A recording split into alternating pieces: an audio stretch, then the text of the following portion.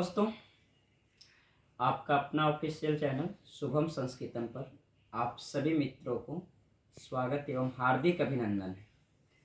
आज एक बार फिर से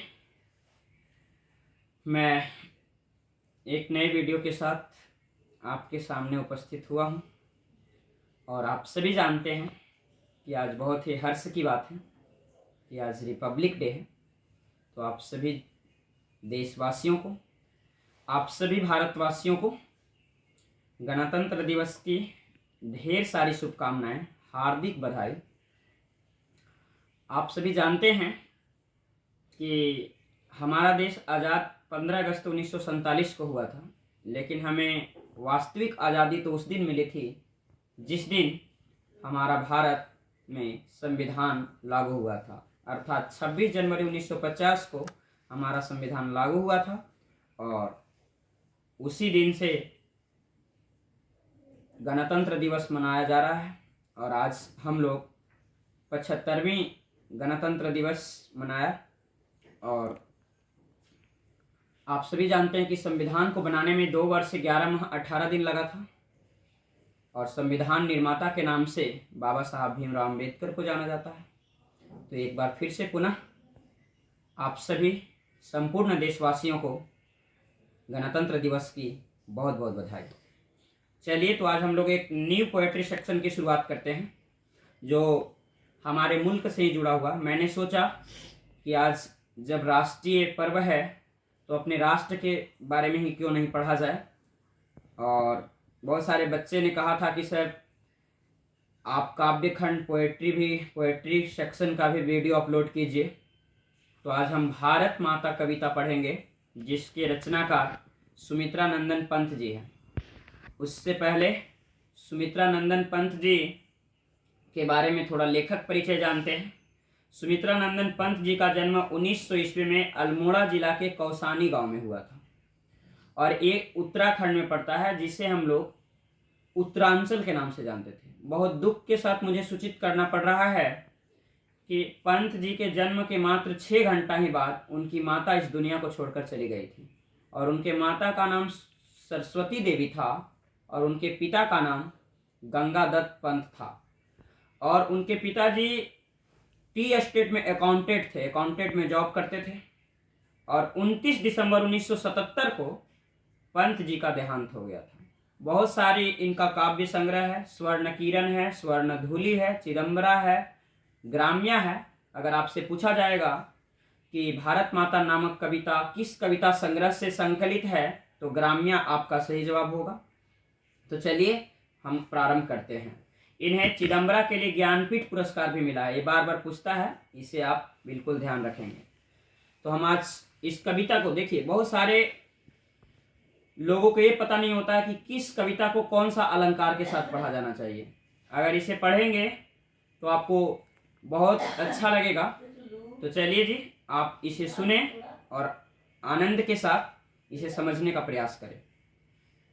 लिखा है, भारत माता ग्रामवासिनी, खेतों में फैला है श्यामल, धूल भरा मैला साया चल, गंगा जमुना में आंसू जल, मिट्टी की प्रतिमा उदासिनी, भारत माता ग्रामवासिनी।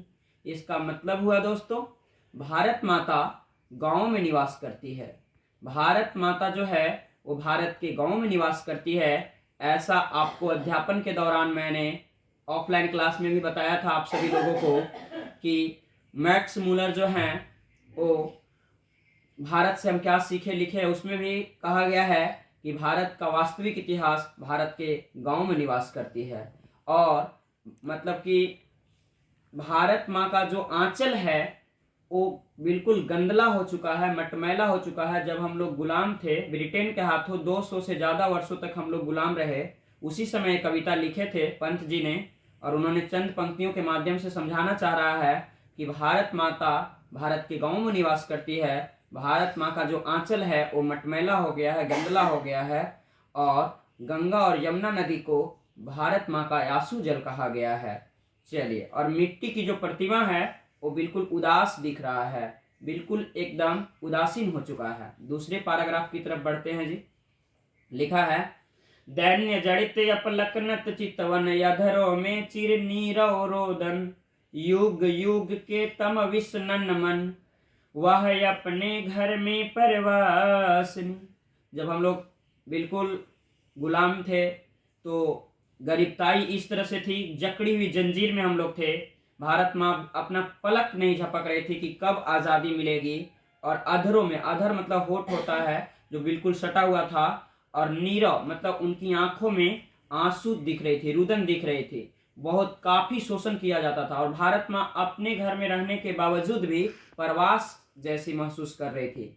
मतलब कि कहीं पराये घर में ऐसा महसूस कर रही थी कि हम अपने घर में नहीं हैं। तो ये हुआ इसका मतलब। तीसरा पैराग्राफ है, 30 कोटि संतान नग्न तन, अर्ध छुछित शोषित निरस्त्र जन, मूढ़ असभ्य अशिक्षित निर्धन, नतमस्तक तरुतल निवासिनी, भारत माता ग्रामवासिनी।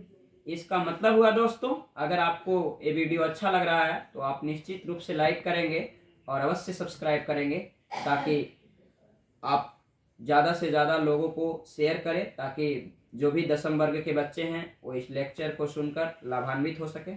तो जिस समय कविता लिखा गया उस समय भारत की जनसंख्या 30 करोड़ थी, लेकिन अभी भारत की वर्तमान जनसंख्या जो है 140 करोड़ से ज़्यादा है। और भारत जो है जनसंख्या की दृष्टि से सबसे विशाल देश है, सबसे एक पहला स्थान पे पहुंच चुका है।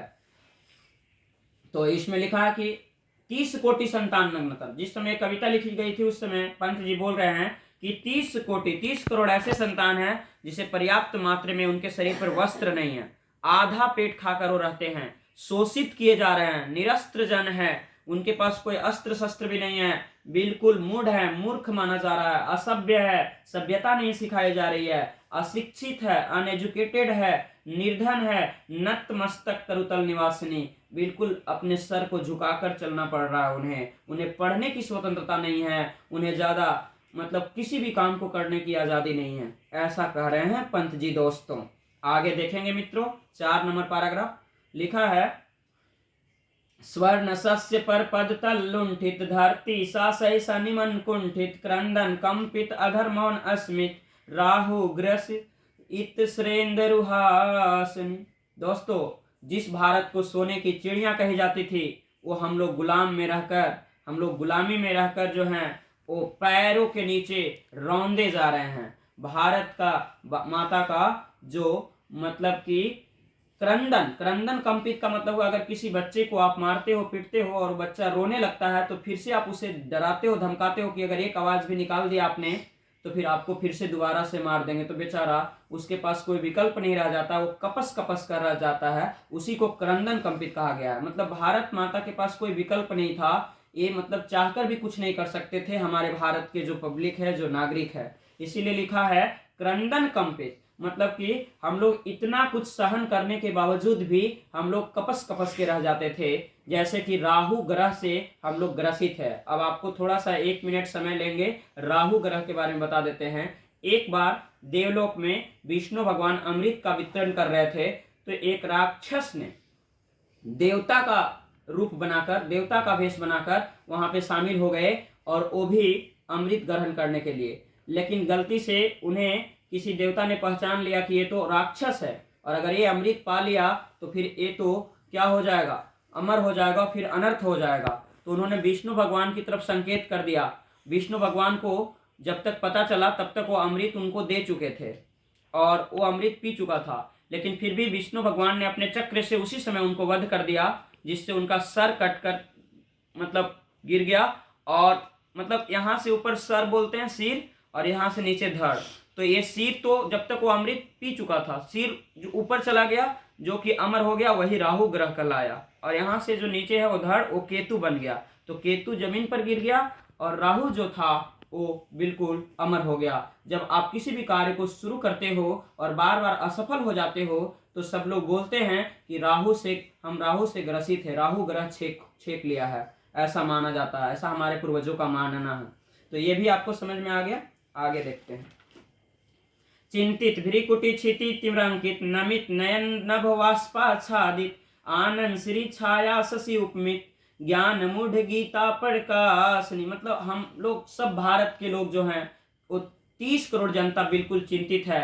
अगर आप चिंता में रहेंगे तो आपकी भ्रिकुटी, आपकी जो भौहें हैं वो बिल्कुल अलग अंदाज, अलग आकार में दिखेगा।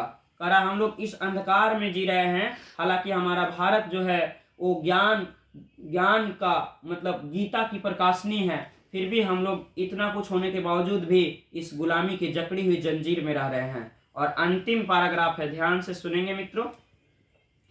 लिखा है, सफल याज उसका तप संयम, पीला अहिंसा अस्तन सुदोपम, हरती जनमन भय भौतम भ्रम, जग जननी जीवन विकासनी। भारत माता को जग जननी कहा गया है, पूरे विश्व का, पूरे ब्रह्मांड का, पूरी सृष्टि का, पूरी दुनिया का जननी कहा गया है। भारत माता की जय।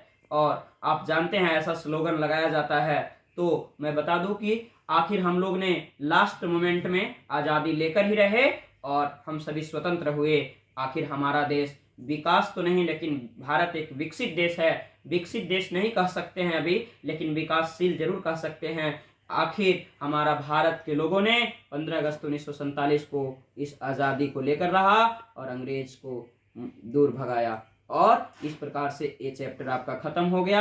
अगर आपको मेरा पढ़ाना अच्छा लगे तो आप अवश्य सब्सक्राइब करें, लाइक करें और बेल बटन को जरूर दबाएं, ताकि अगला वीडियो का नोटिफिकेशन आपको मिलता रहे। तब तक के लिए आप सभी को बहुत बहुत धन्यवाद, शुभकामनाएं, जय हिंद।